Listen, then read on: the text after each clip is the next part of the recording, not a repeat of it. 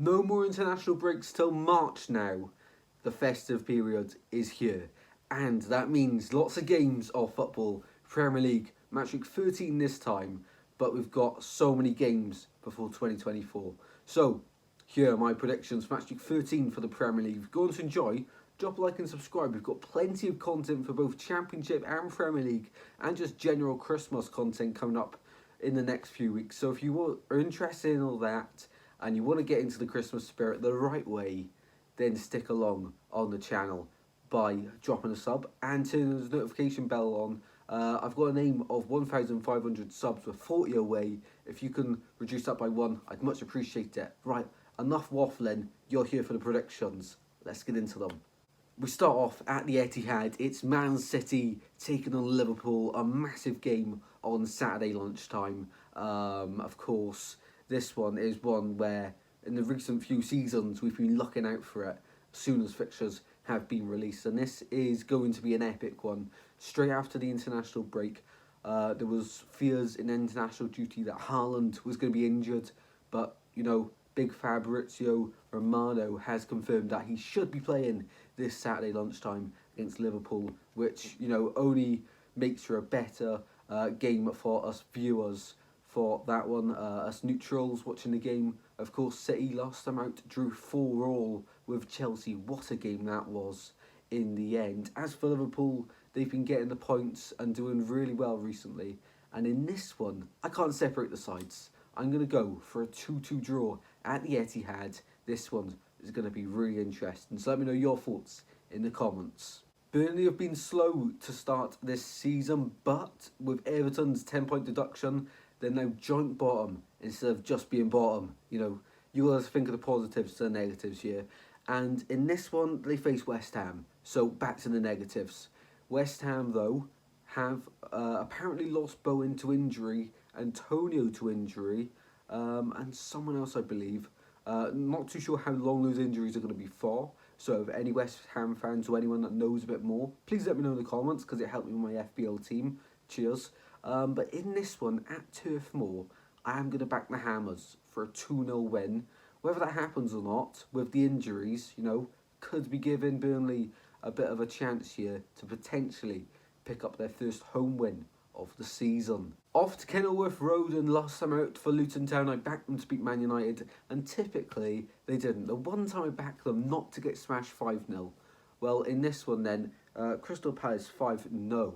You're wrong. In this one, against Crystal Palace, who, they were struggling for goals. They got a few goals then. Eberechi Eze is back from injury. What a player he is. A lot of controversy in their last game why he didn't win a penalty.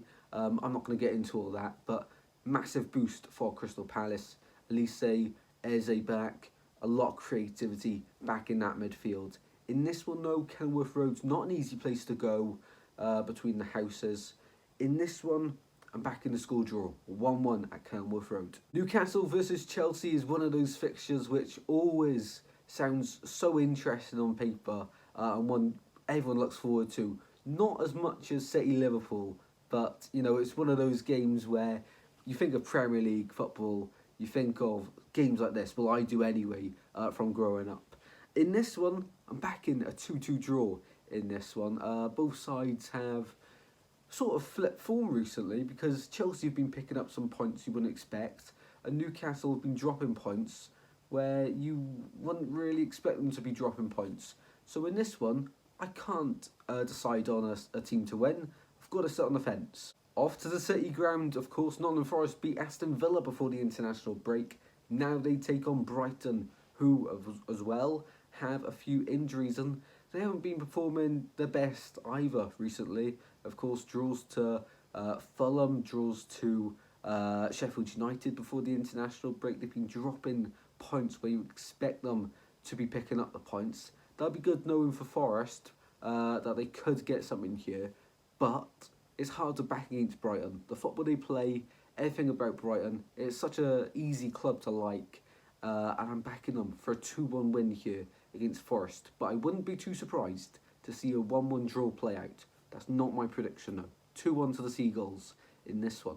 Off to the bottom of the Premier League table, Sheffield United taking on Bournemouth. Now this one is going to be very interesting to see the full-time results on. Sheffield United have been getting a few points now. All of a sudden, since they've been getting battered, they've just turned it around, and that's credit to the squad, Paul Heckingbottom, everyone at Sheffield United. Because a few weeks ago, I think it was after that Arsenal game, no one would have, given them a chance to get a win, get a point. Never mind, start to get the points racking up now. And they take on Bournemouth in this one, who in recent weeks, yeah, they've been impressing. But in this game in particular, I'm backing the home crowd of Bramall Lane to get Sheffield United over the line in a 1-0 victory. Cameron Archer to get the goal, mark my words. 1-0 to Sheffield United is my prediction for this one. Off to the GTEC Community Stadium where Brentford host Arsenal. What a game this one's going to be. Of course, London derby as well. Always got to love them. In this one though, I can see quite a few goals. Before the international break, Brentford won 3-2 against West Ham. In this one, I think they'll lose 3-2 to another London club. This time Arsenal. 3-2 to the Gunners in this one. Spurs had an incredible game before the international break against Chelsea. What was it, like 3 or 4-1 at the end? This time out, after the international break, they faced Aston Villa. I'm pretty sure that was the last game before the international break. So Romero and was it Udogie who got sent off as well? I think they're still suspended for this one. Could be wrong on that one. Against Aston Villa, who before the international break did go a little bit downhill towards the end, but in this one, I can't separate the sides. 1-1 draw for this one at White Hart Lane. Everton were a hot topic during the international break, having been deducted 10 points, which leaves question marks over Man City and Chelsea's future for points deductions in the near future. Of course, Everton are going to appeal it. Should the appeal be successful, they could be, instead of 10, could be 6 or 8 points deducted, which in the Premier League, when you're now joint bottom, it was going to make a huge difference. Can Sean Dyche get this team out of trouble? Well, he was doing a good job. They were on 14 points. They were, 15th, 16th?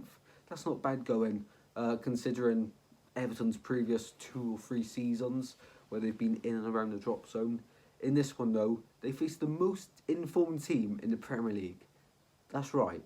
And it just doesn't seem right. It's Man United.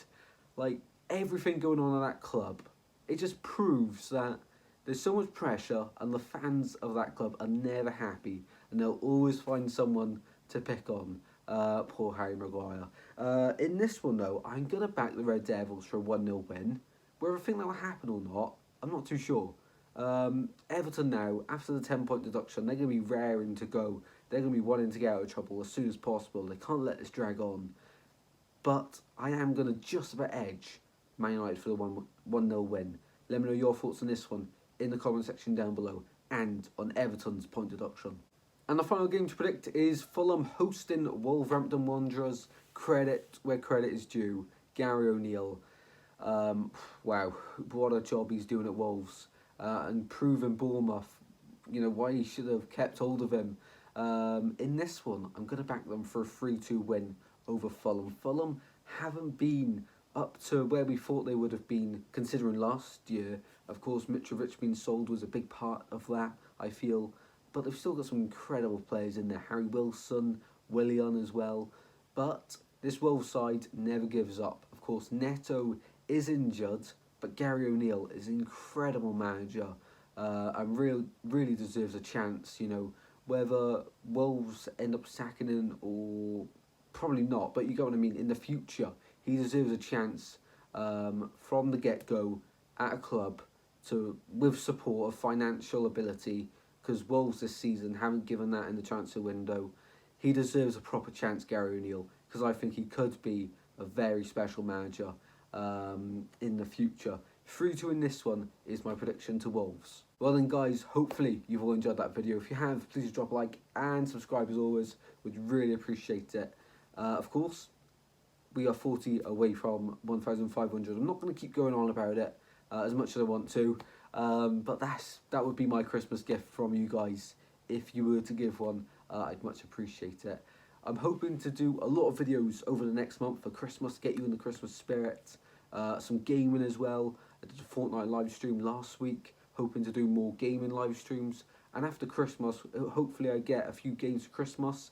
Definitely be testing them out on the live stream. Because I realised that start of my YouTube journey, if you will, I did a lot of gaming, and then I just stopped, and I want to bring it back because I enjoyed it so much. But the football will continue, of course, these predictions. Prediction league's still going, so keep predicting your scores in the comments, and I'll see you in the next one very soon, guys, which won't be long because we have got so many games before the new year. So you're going to be tired of the sight of me before 2024. See you in a bit, guys. Take care. Goodbye.